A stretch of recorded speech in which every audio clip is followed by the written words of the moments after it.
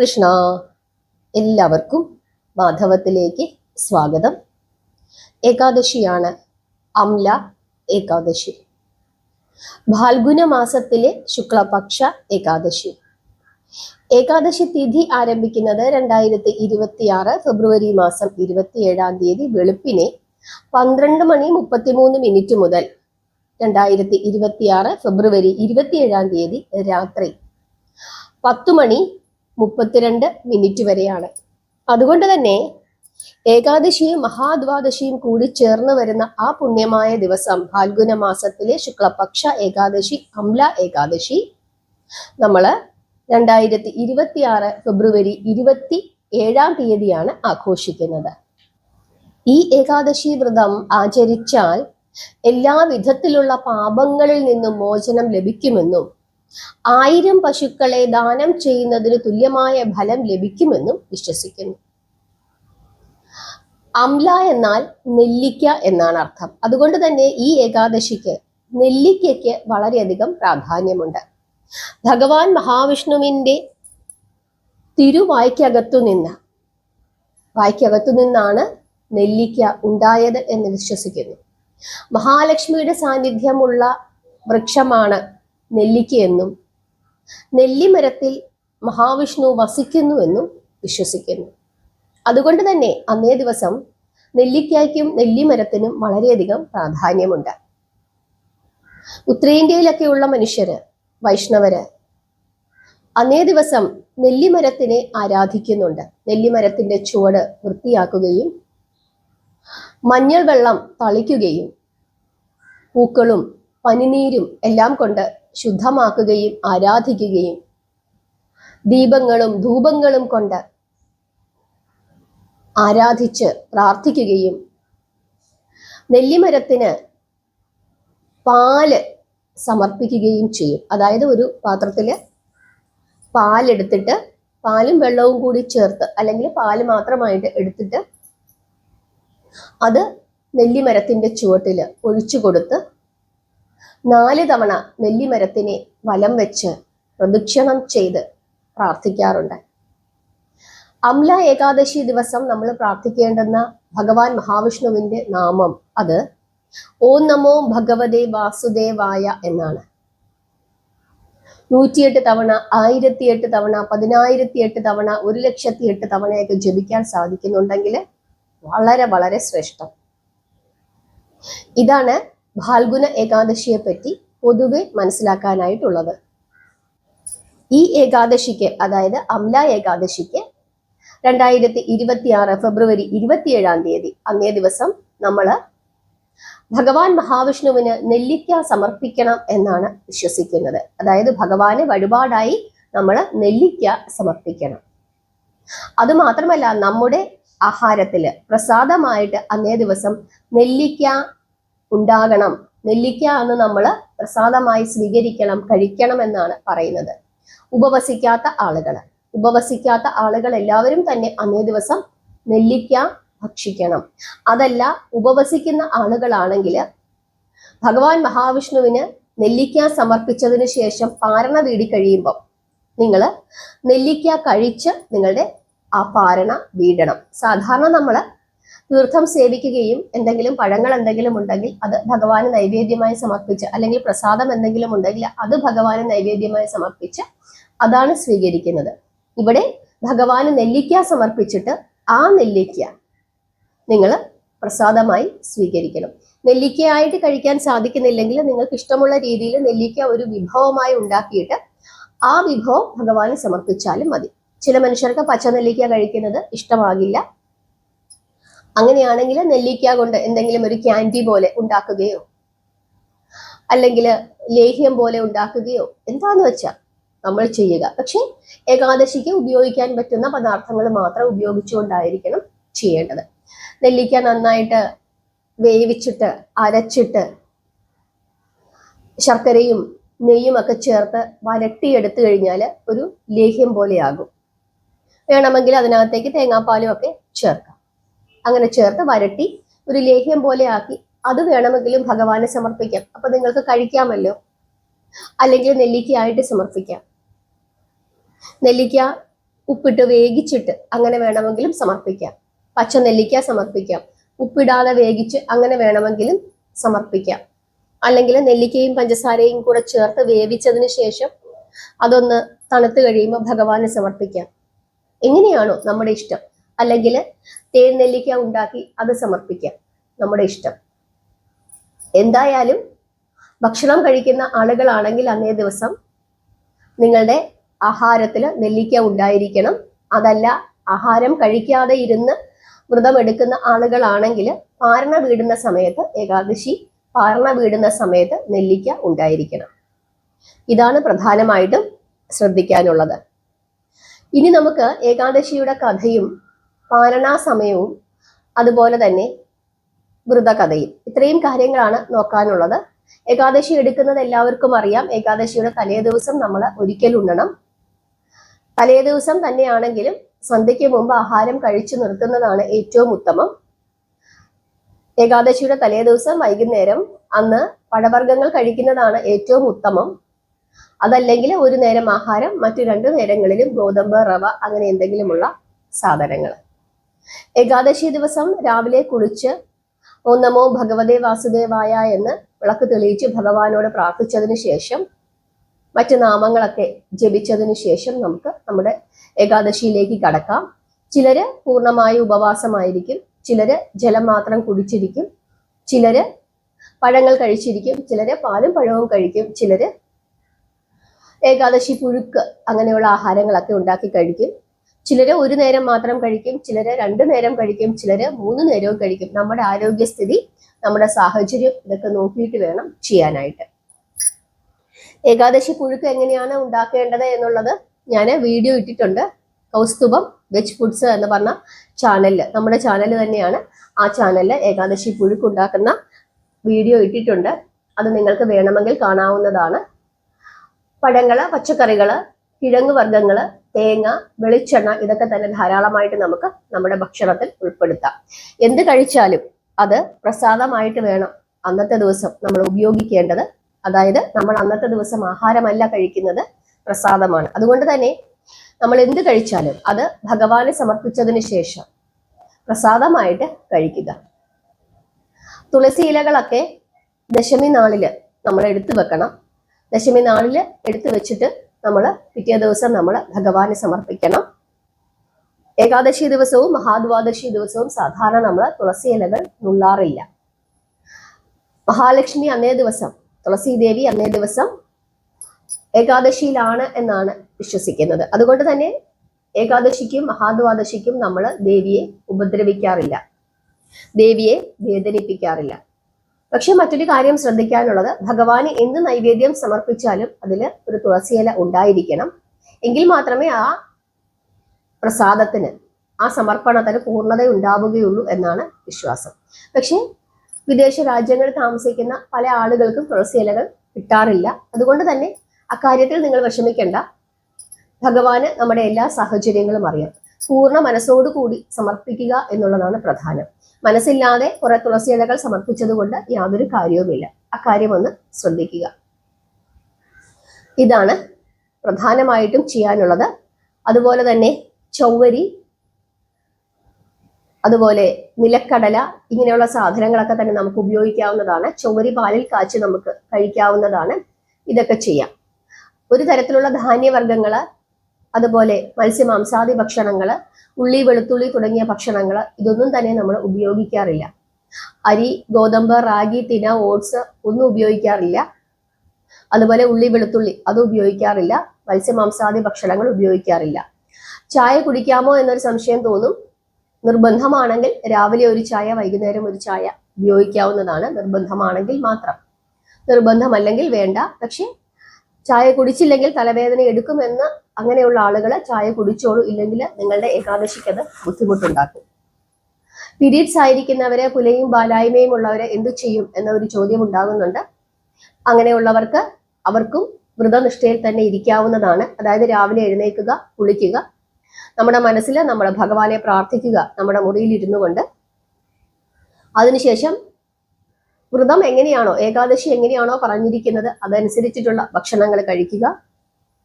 പിറ്റേ ദിവസം പാരണ വീടുന്ന സമയത്ത് ആ കൃത്യമായ സമയത്ത് കുളിച്ച് നമ്മുടെ മുറിയിൽ ഇരുന്നു കൊണ്ട് നാമം ജപിച്ച് ഒരു ഗ്ലാസ് വെള്ളം കുടിച്ച് നമ്മുടെ ആ ഏകാദശി അവസാനിപ്പിക്കാവുന്നതാണ്. അവർക്ക് ക്ഷേത്രത്തിൽ പോകാനൊന്നും സാധിക്കുകയില്ല, വിളക്ക് തെളിയിക്കാൻ സാധിക്കുകയില്ല, പീരീഡ്സ് ആയിരിക്കുന്ന ആളുകൾക്കൊക്കെ തന്നെ. അതുകൊണ്ട് തന്നെ അവര് അക്കാര്യങ്ങളിലേക്കൊന്നും പോകണ്ട. പക്ഷെ നിങ്ങളുടെ ആഹാരത്തിലും മനഃശുദ്ധിയിലുമൊക്കെ തന്നെ അന്നേ ദിവസം നിങ്ങൾക്ക് ഏകാദശിയിൽ തന്നെ ഇരിക്കാവുന്നതാണ്. ആ ഏകാദശി ഭഗവാൻ സ്വീകരിക്കുക തന്നെ ചെയ്യും. ഇനി നമുക്ക് പാരണാസമയം ഒന്ന് നോക്കാം. അതായത് ഈ സമയത്ത് തന്നെ നിങ്ങൾ നിങ്ങളുടെ വ്രതം അവസാനിപ്പിക്കണം.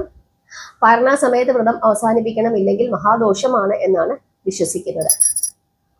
ആദ്യമായിട്ട് കേരളത്തില് 28-ാം തീയതി 6:36 മുതൽ 10:35 വരെയാണ്. തമിഴ്നാട് 6:25 മുതൽ 10:23 വരെ. കർണാടക 6:36 മുതൽ 10:34 വരെ. കർണാടക 6:36 മുതൽ 10:34 വരെ. ആന്ധ്ര 6:29 മുതൽ 10:26 വരെ. തെലുങ്കാന 6:35 മുതൽ 10:31 വരെ. ഗോവ 6:53 മുതൽ 10:49 വരെ. ഒറീസ 6:08 മുതൽ 10:02 വരെ. മഹാരാഷ്ട്ര 6:59 മുതൽ 10:54 വരെ. ഉത്തർപ്രദേശ് 6:31 മുതൽ 10:23 വരെ. ഗുജറാത്ത് 7:12 മുതൽ 11:05 വരെ. മധ്യപ്രദേശ് 6:43 മുതൽ 10:36 വരെ. ഹരിയാന 6:50 മുതൽ 10:40 വരെ. ജമ്മു കാശ്മീർ 7 മണി മുതൽ 10:49 വരെ. ജാർഖണ്ഡ് 6:12 മുതൽ 10:05 വരെ. ഉത്തരാഖണ്ഡ് 6:45 മുതൽ 10:36 വരെ. ഹിമാചൽ പ്രദേശ് 6:49 മുതൽ 10:39 വരെ. പഞ്ചാബ് 6:59 മുതൽ 10:48 വരെ. രാജസ്ഥാൻ 6:52 മുതൽ 10:44 വരെ. ബീഹാർ 6:06 മുതൽ 9:59 വരെ. ഛത്തീസ്ഗഡ് 6:25 മുതൽ 10:19 വരെ. ആസാം 5:47 മുതൽ 9:39 വരെ. ആൻഡമാൻ നിക്കോബാർ ഐലൻഡ്സ് 5:35 മുതൽ 9:33 വരെ. ഡെറാഡൂൺ 6:45 മുതൽ 10:36 വരെ. വെസ്റ്റ് ബംഗാൾ 5:59 മുതൽ 9:52 വരെ. ദുബായില് 6:43 മുതൽ 10:36 വരെ. അബുദാബി 6:46 മുതൽ 10:39 വരെ. ബഹ്റൈൻ 6:02 മുതൽ 9:54 വരെ. കുവൈറ്റ് 6:15 മുതൽ 10:05 വരെ. റിയാദ് സൗദി അറേബ്യ 6:17 മുതൽ 10:09 വരെ. ദോഹ ഖത്തർ 5:58 മുതൽ 9:50 വരെ. ഷാർജ 6:42 മുതൽ 10:35 വരെ. ഒമാൻ 6:29 മുതൽ 10:22 വരെ. സ്കോട്ട്ലാൻഡ് 7:07 മുതൽ 10:39 വരെ. UK മാഞ്ചസ്റ്റർ 6:59 മുതൽ 10:34 വരെ. അർമേനിയ 7:37 മുതൽ 11:22 വരെ. ജർമ്മനി 6:55 മുതൽ 10:31 വരെ. ലിബിയ 7:37 മുതൽ 11:25 വരെ. നൈജീരിയ 6:44 മുതൽ 10:43 വരെ. സ്വീഡൻ 6:48 മുതൽ 10:17 വരെ. സിംഗപ്പൂർ 7:15 മുതൽ 11:16 വരെ. ചൈന 6:35 മുതൽ 10:18 വരെ. മാലിദ്വീപ്സ് 6:17 മുതൽ 10:18 വരെ. മലേഷ്യ 7:24 മുതൽ 11:25 വരെ. പോണ്ടിച്ചേരി 6:27 മുതൽ 10:24 വരെ. സാംബിയ 6:07 മുതൽ 10:15 വരെ. ഇസ്രായേൽ 6:08 മുതൽ 9:57 വരെ. സൗത്ത് ആഫ്രിക്ക 6:33 മുതൽ 10:50 വരെ. ജർമ്മനി 7:37 മുതൽ 11:21 വരെ. ഉഗാണ്ട 6:59 മുതൽ 11:01 വരെ. ന്യൂയോർക്ക് അമേരിക്ക 6:31 മുതൽ 10:13 വരെ. കാനഡ 6:43 മുതൽ 10:13 വരെ. വാൻകോവർ ബ്രിട്ടീഷ് കൊളംബിയ 6:56 മുതൽ 7:17 വരെ. ജോർദാൻ US 6:54 മുതൽ 9:13 വരെ. മാൾട്ട 6:54 മുതൽ 8:13 വരെ. റഷ്യ 7:23 മുതൽ 10:56 വരെ. ഫിലിപ്പൈൻസ് 6:35 മുതൽ 10:10 വരെ. അയർലൻഡ് 7:15 മുതൽ 10:50 വരെ. ഫിൻലാൻഡ് 7:22 മുതൽ 10:50 വരെ. സാൻ ഫ്രാൻസിസ്കോ 6:42 മുതൽ 7:13 വരെ. ഇത്രയും സ്ഥലങ്ങളിലാണ് 27-ാം തീയതി ഏകാദശിയും 28 പാരണയും. എന്നാൽ 2 സ്ഥലങ്ങളില് 28 ഏകാദശിയും മാർച്ച് 1-ാം തീയതി പാരണയുമുണ്ട്. ആ സ്ഥലങ്ങളാണ് ഓസ്ട്രേലിയ. ഓസ്ട്രേലിയയില് 28-നാണ് ഏകാദശി, മാർച്ച് 1-നാണ് പാരണ. 1-ാം തീയതി 6:53 മുതൽ 11:08 വരെ. മറ്റൊരു സ്ഥലമാണ് ന്യൂസിലാൻഡ്. ന്യൂസിലാൻഡ് 28 ഏകാദശി, 1-ാം തീയതി പാരണ, 1-ാം തീയതി 7:01 മുതൽ 11:22 വരെയാണ്. ഏതെങ്കിലും സ്ഥലം ഞാൻ വിട്ടുപോയിട്ടുണ്ടെങ്കിൽ നിങ്ങൾ ചോദിച്ചു കൊള്ളുക, അതിന് ഞാൻ കമന്റായി മറുപടി നൽകാം, അടുത്ത വീഡിയോയിൽ ഉൾപ്പെടുത്തുകയും ചെയ്യാം. ഇത്രയും സ്ഥലങ്ങളാണ് നമ്മൾ സാധാരണയായിട്ട് പറയുന്നത്. ഈ സമയത്ത് തന്നെ നിങ്ങൾ നിങ്ങളുടെ വ്രതം അവസാനിപ്പിക്കണം. പ്രധാനമായിട്ടും ശ്രദ്ധിക്കാനുള്ളത് ഏകാദശിയുടെ കഥ അറിയണം. കഥ പറഞ്ഞു തന്നെ നമ്മൾ പാരണ വീടണം. ഏകാദശി ദിവസം കഥ പറഞ്ഞു പ്രാർത്ഥിക്കുകയും ചെയ്യണം. ഈ 2 കാര്യങ്ങൾ പ്രധാനമായിട്ടും ശ്രദ്ധിക്കണം. എങ്കിൽ മാത്രമേ ഏകാദശി പൂർണ്ണമാവുകയുള്ളൂ. അതുപോലെ ശ്രദ്ധിക്കാനുള്ള മറ്റൊരു സമയമാണ് ഹരിവാസര സമയം.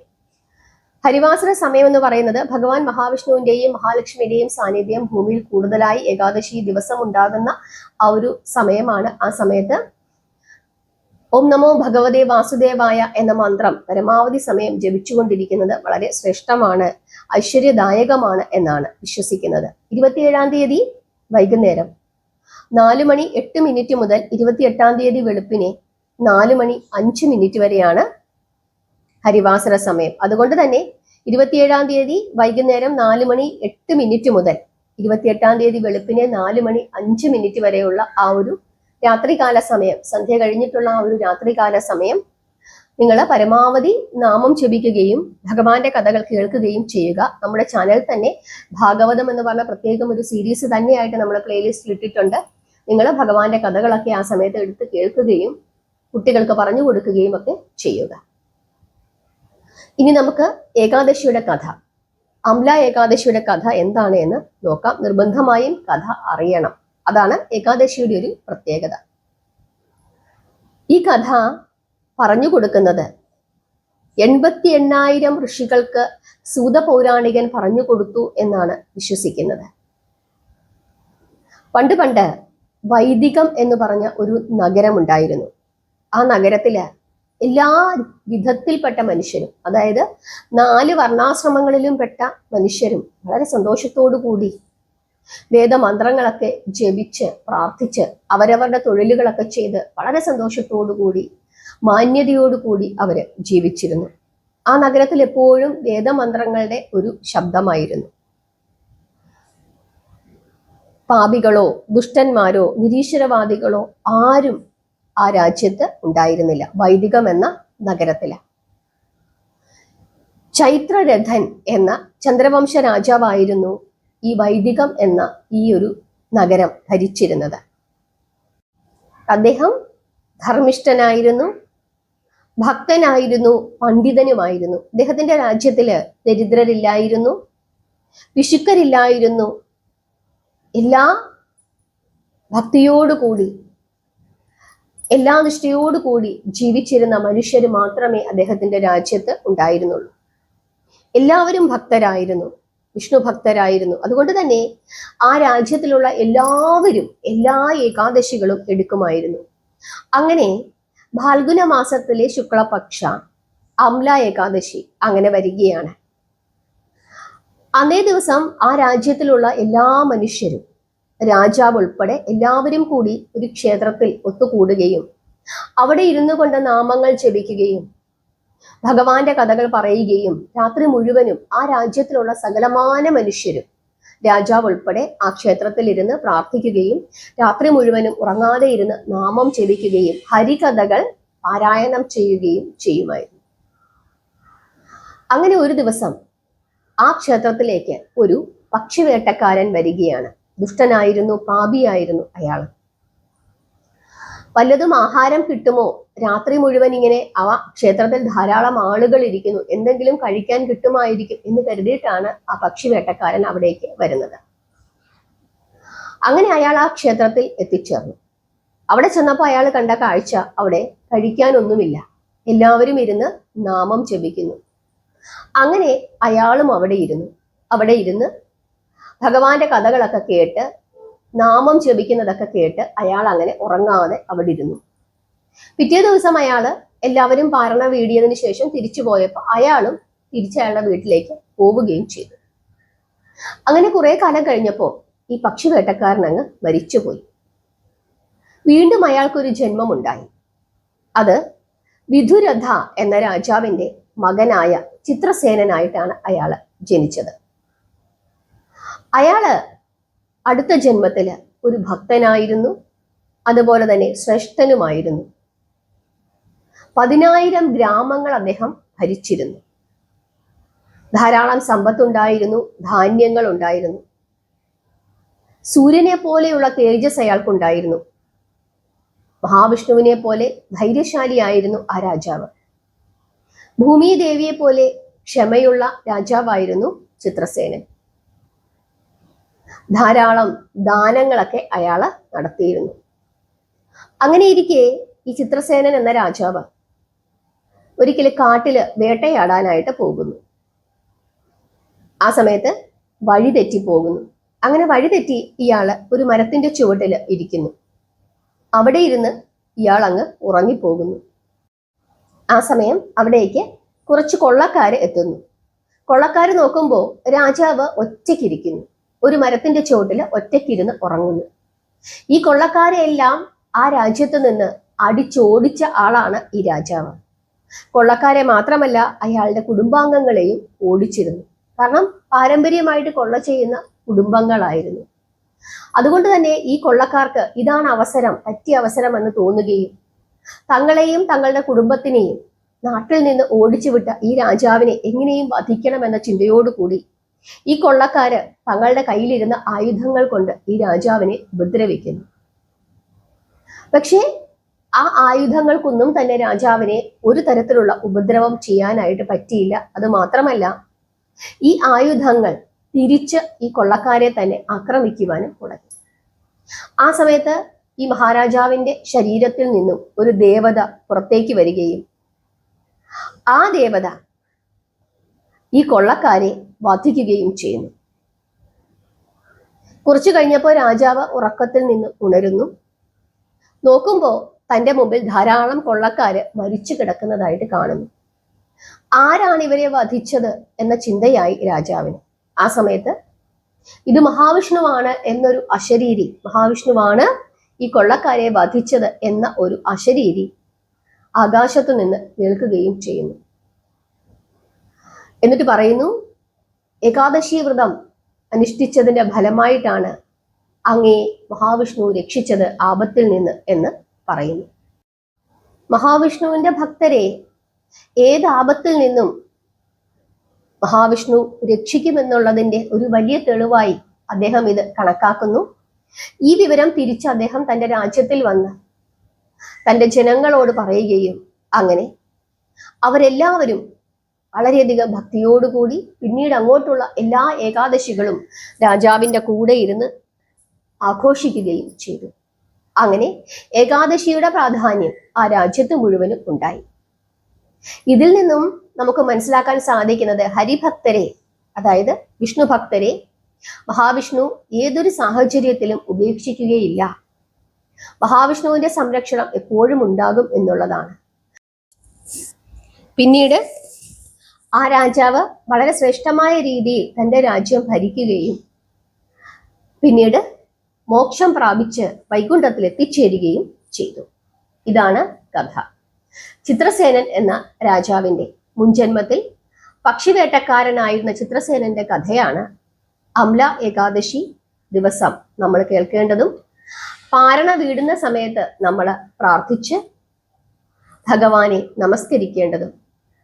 എങ്ങനെയാണോ ചിത്രസേനൻ എന്ന രാജാവിനെ ഭഗവാൻ രക്ഷിച്ചത്, അതുപോലെ ഞങ്ങളെയും ഞങ്ങളുടെ കുടുംബത്തെയും ഈ ഭൂമിയെ തന്നെ, നമ്മുടെ ഭാരതത്തിനെ തീർച്ചയായിട്ടും എല്ലാ ആപത്തുകളിൽ നിന്നും രക്ഷിക്കണമേ.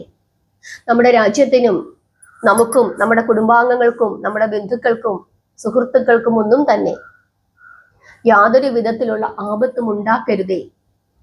എല്ലാ ഉപദ്രവങ്ങളിൽ നിന്നും നമ്മുടെ രാജ്യത്തെ സംരക്ഷിക്കണമേ, നമ്മളെ സംരക്ഷിക്കണമേ എന്ന് ഭഗവാനോട് പ്രാർത്ഥിക്കണം. കാരണം രാജ്യമുണ്ടെങ്കിലേ നമ്മളുള്ളൂ. അക്കാര്യം പ്രത്യേകമായി ഓർക്കണം. അങ്ങനെ നമുക്ക് വേണ്ടിയിട്ടും നമ്മുടെ രാജ്യത്തിന് വേണ്ടിയിട്ടും നമുക്ക് അംല ഏകാദശി എടുക്കാം, പ്രാർത്ഥിക്കാം. ഭഗവാന്റെ അനുഗ്രഹം എല്ലാവർക്കും ഉണ്ടാവുകയും ചെയ്യും. ഈ ദിവസത്തിന്റെ പ്രാധാന്യം നിങ്ങൾ മനസ്സിലാക്കുക. മഹാവിഷ്ണുവിനെയും മഹാലക്ഷ്മിയെയും പ്രാർത്ഥിക്കുക. നെല്ലിക്ക ഭഗവാന് സമർപ്പിക്കുക. നെല്ലിമരം നിങ്ങളുടെ വീട്ടിലുണ്ടെങ്കിൽ നെല്ലിമരത്തിനെ പൂജിക്കുക. നെല്ലിമരത്തിന്റെ ചുവട്ടിൽ അന്നേ ദിവസം വിളക്ക് തെളിയിച്ച് നെല്ലിമരത്തിന് പാൽ സമർപ്പിച്ച്, നെല്ലിമരത്തിന് ഉത്തരേന്ത്യയിലൊക്കെ ഇങ്ങനെ ചുവന്ന പട്ട് അന്നേ ദിവസം നെല്ലിമരത്തിനെ ഇങ്ങനെ ഉടുപ്പിക്കും. അതായത് ഒരു ദേവതയുടെ ഒരു സങ്കല്പത്തില് നമ്മൾ വസ്ത്രം ദാനം ചെയ്യുന്നു, പൂക്കൾ സമർപ്പിക്കുന്നു, നൈവേദ്യം സമർപ്പിക്കുന്നു എന്ന നിലയിൽ നമുക്ക് പറ്റുന്ന രീതിയിൽ നമ്മുടെ വീട്ടില് നെല്ലിമരം ഉണ്ടെങ്കിൽ നെല്ലിമരത്തിനെ ആരാധിക്കാം. ശ്രദ്ധിക്കാനുള്ളത്, പീരീഡ്സ് ആയിരിക്കുന്ന സമയത്തൊന്നും പോയി നെല്ലിമരത്തേലൊന്നും തൊടരുത്.